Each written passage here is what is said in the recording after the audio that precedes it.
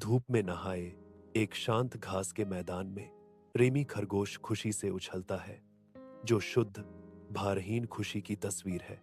Ramie शांति में आनंदित होता है। उसकी हर छलांग घास के मैदान के शांत आकर्षण को दर्शाती है। अदृश्य अन्य जानवर महान बेरी उत्सव की तैयारी में व्यस्त हैं।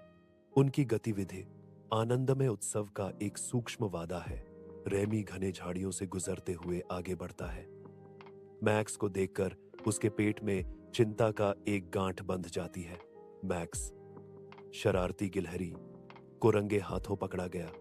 वह अपने गालों में जामुन भर रहा था। मैक्स, ये जामुन त्योहार के लिए है, रेमी चिल्लाती है। लेकिन मैक्स जवाब देता है, किसी को कुछ जामुन गायब होने का पता नहीं चलेगा। घास के मैदान में दादी उल्लू जामुन की टोकरियों का सर्वेक्षण करती हैं।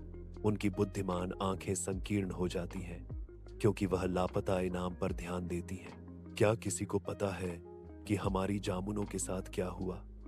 वह पूछती है। उसकी निगाहें चिंतित चेहरों पर घूमती हैं। रेमी आगे बढ़ता है। उसका दिल धड़क रहा है और धीरे से कबूल करता है।